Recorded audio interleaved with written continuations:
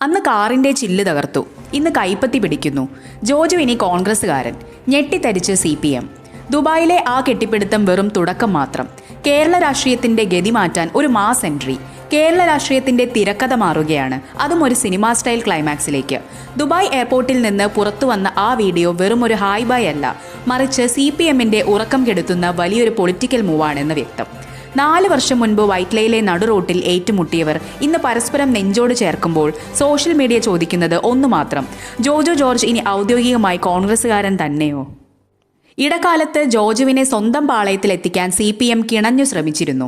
എന്നാൽ വൈറ്റ്ലയിലെ ട്രാഫിക് ബ്ലോക്കിൽ തുടങ്ങിയ ആ പക ഇന്ന് കോൺഗ്രസിനോടുള്ള വലിയ അനുഭാവമായി മാറിയിരിക്കുന്നു. തെറ്റുകാർക്ക് മാപ്പ് നൽകുന്നതാണ് കോൺഗ്രസ് ശൈലി, വേട്ടയാടുന്നത് CPM ശൈലിയാണ് എന്ന് മുഹമ്മദ് ഷിയാസ് തുറന്നടിച്ചതോടെ സന്ദേശം വ്യക്തം. ജോജുവിനെ കോൺഗ്രസ് ഏറ്റെടുത്തു കഴിഞ്ഞു.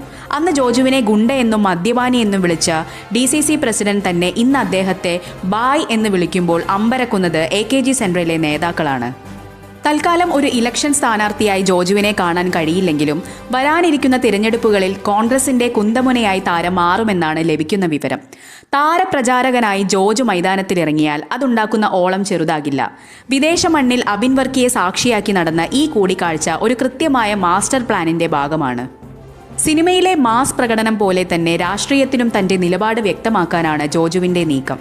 അന്ന് തന്റെ ലക്ഷറി കാറിൽ ചില്ല് തകർത്തവരോട് താരം ക്ഷമിച്ചെങ്കിൽ അതിന് പിന്നിൽ വലിയൊരു രാഷ്ട്രീയ സമവാക്യമുണ്ട്. ഇത് വെറുമൊരു കെട്ടിപ്പിടുത്തമല്ല, മറിച്ച് കേരളത്തിലെ വോട്ട് ബാങ്ക് ലക്ഷ്യമിട്ടുള്ള കോൺഗ്രസിന്റെ ഹൈടെക് നീക്കമാണ്. അന്ന് ചില്ല് തകർക്കാൻ കല്ലെടുത്ത കൈകൾ ഇന്ന് ജോജുവിന് അഭിവാദ്യമർപ്പിക്കാൻ റെഡിയായി കഴിഞ്ഞു.